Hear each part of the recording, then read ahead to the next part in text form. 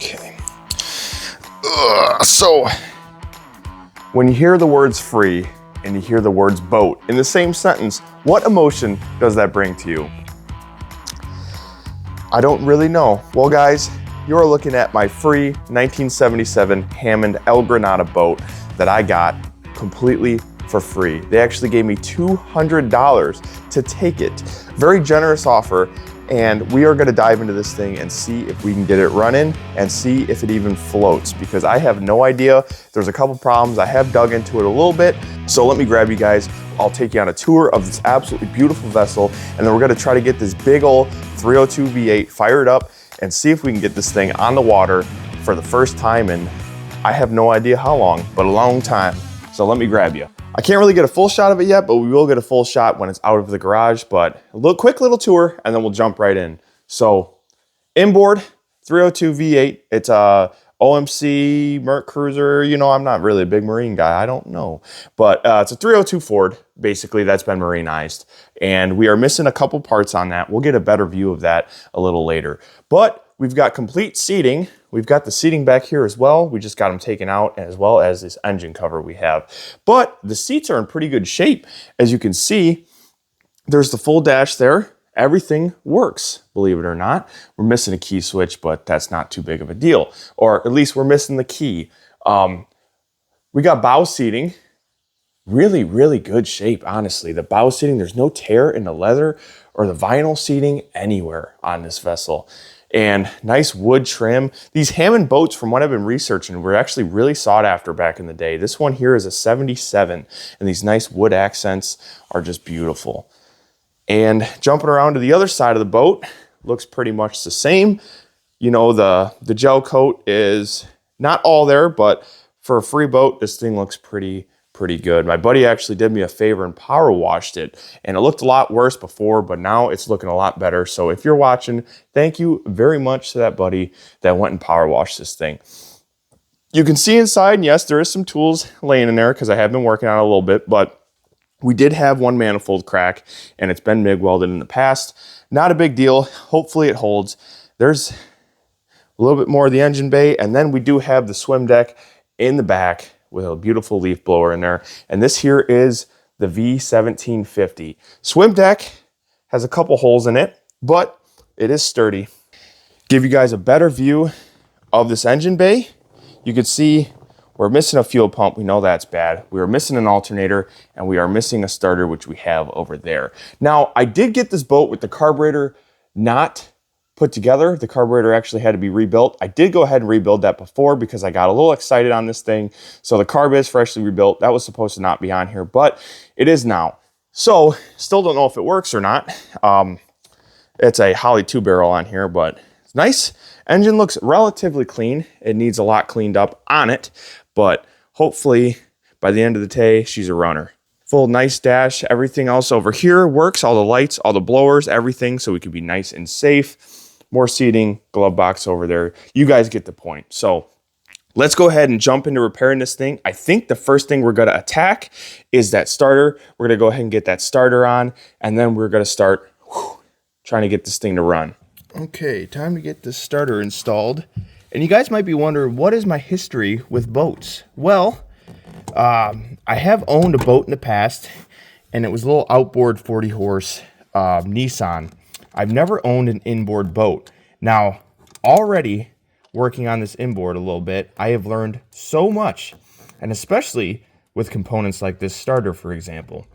When you're buying parts for inboard boats, and I did not know this, and I'm hoping somebody watching this will learn from this too, because it's a very dangerous mistake that's very easy to make if you simply just don't know. If you've never worked on an inboard outboard engine and you are buying parts for it, absolutely make sure you're buying marine grade parts, because I didn't know this, and it's super important. The whole point of marine grade parts is not that they're water resistant. That's what a lot of people think. That's kind of what I thought, to be honest with you.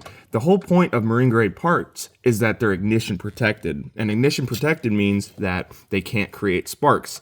Or if they do create sparks, they're protected from it or shielded, what have you.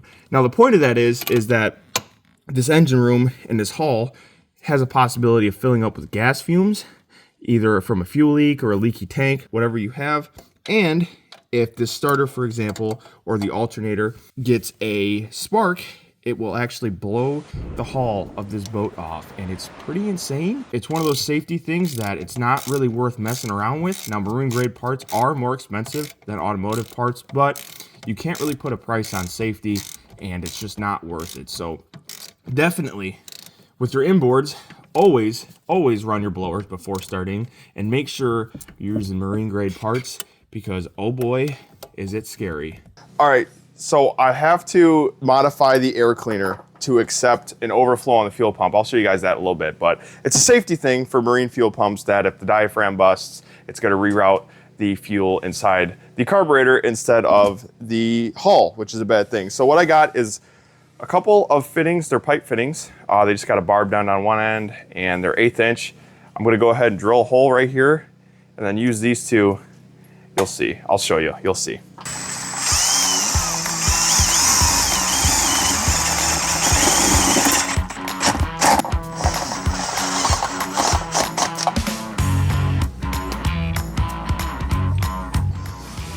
Just like that, and then I'm gonna go ahead and put this other nipple so it locks everything in place, can safely reroute our fuel into our carburetor.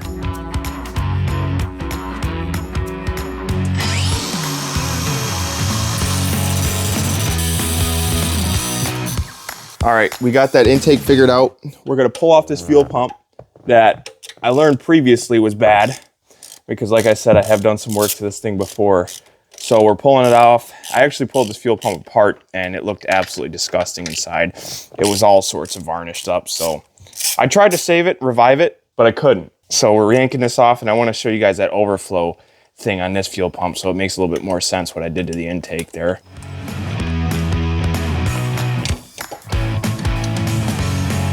This wasn't on the fuel pump when I was taking it off, but it was on there. I just popped it off real quick. This here, this glass bowl, there's usually a clip on it.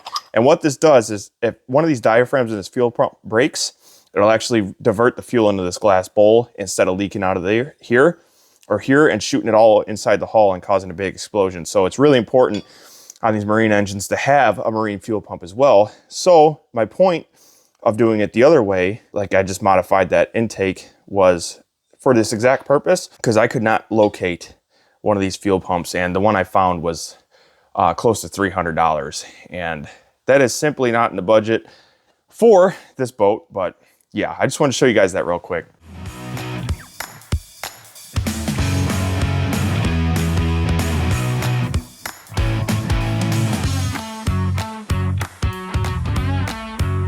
All right, fuel pump's on, hooked up temporarily to our standalone tank there, because I don't trust the fuel tank yet. We don't have the overflow hooked up, but we're gonna go ahead and we're gonna throw the alternator on real fast, and then we are gonna try to fire this thing up for the first time, just for a little bit, because we don't have water hooked up, but just see if she barks.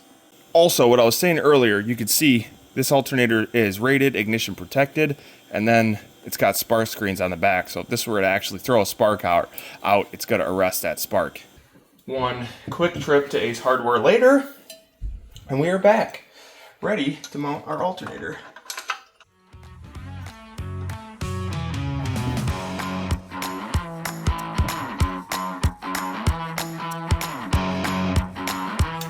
Honestly, one of the best things about this boat too is the floors ain't even rotted out.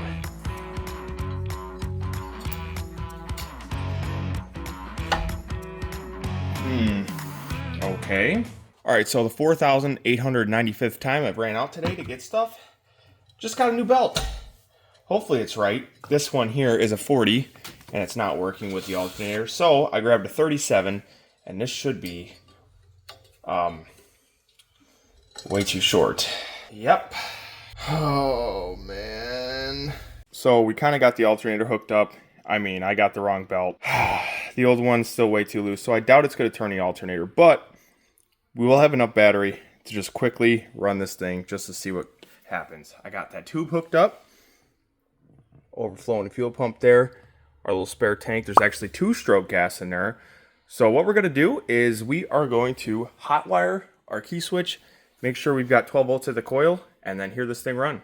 All right, so on the back side of our key switch, we've got our battery coming in here, and this one's labeled ignition. So what I'm gonna do is hook up to battery, hook up to ignition, and this will basically be turning our key on, not to run, but to accessory. And then we'll go back and check if we got 12 volts at the coil, make sure we got that right. All right, we're hooked up to ground, and we should be bottom lead of the coil, should be 12 volts.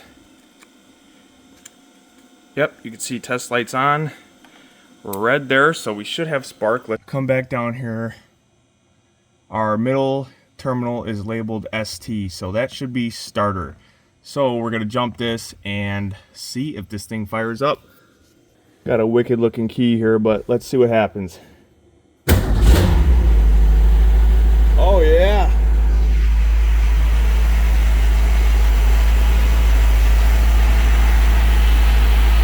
Oh yeah, baby.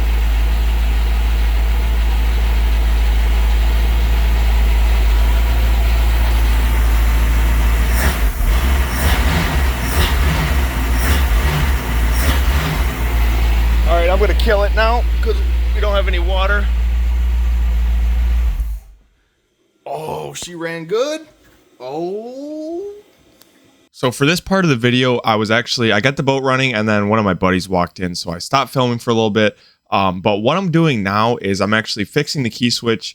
I'm actually hooking up a separate key switch and then hooking up a start button. Just for the temporary start, it's not permanent, but it's just something I hooked up just so we can get on the water. And then I also did, this night I was filming, I dropped the boat into the water. I didn't float it. I just kept it on the trailer and just made sure the engine ran for about 10-15 minutes while, take it in water and see how the temp was before I took it on the actual maiden voyage, which is coming up soon. All right, so don't have an anchor for the boat yet. What we got is a big old I-beam, and what I'm gonna do is quickly weld this D-ring right onto here. So, gonna get a legit anchor pretty soon here, but for now, and the maiden voyage, this is what we're gonna do.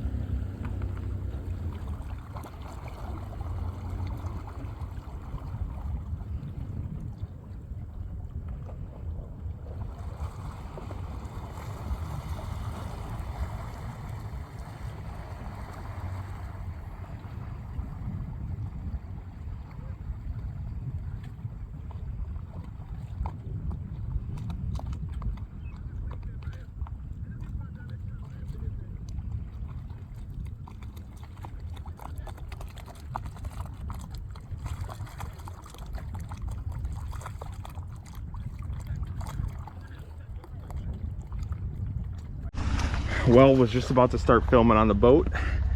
Had her out in the water, we had a little bit of a problem. Yeah, big old leak, so I'll be back in a minute. Womp womp, water in the boat. Yep. All right, so we're off the launch finally.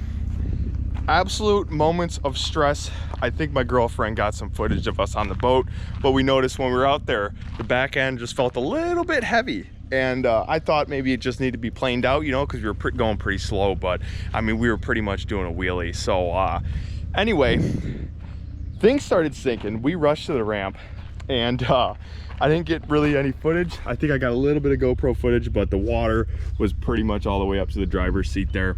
And well, I found where it's coming in. You guys are gonna laugh. I wish I would have checked this before. Like I said, not an outboard guy, but you can see right here, watch my hand. it just goes right in to where that stern drive seal is. So we took in a lot of water, and I think the engine might have been taking in a little bit of water itself because it was sucking stuff in. So there's probably still water in this battery box, I'm sure. No, but you can actually see it was over and completely submerged the battery. Let's check how the engine compartment's looking. You can't see much there, hold on. There's somehow still water in here. I don't know how that's possible with the drain plug out. That's probably clogged. And now I probably got water in my fuel, thinking about it. But here, let's grab my trusty Leatherman. That's all I brought with me to fix this thing. Let's see if we got water all the way up to here.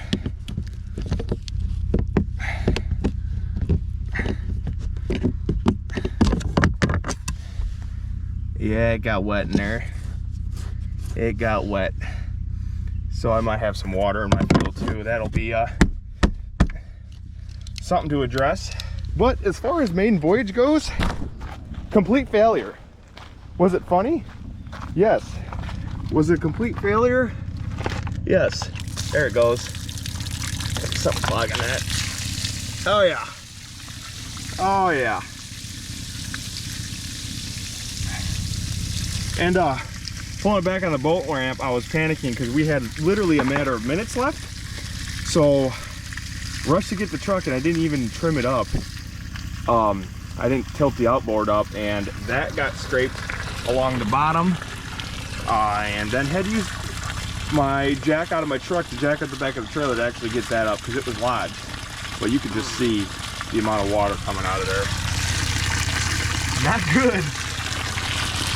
Not good. So yeah, more of the story is, if a boat's free, it's probably free for a reason. Get a better view without the GoPro of our leak we've got. Let me see. There we go. Look at that. Why I didn't look at this before blows my mind, but you could imagine when this is underwater, the amount of water that thing's taking in. So yeah, you could imagine the amount of water she was taking in, and that was scary. I do think I'm going to keep the boat and fix that, but as far as the boating goes, this is going to do it for the 77 Larson or 77 Hammond boat video.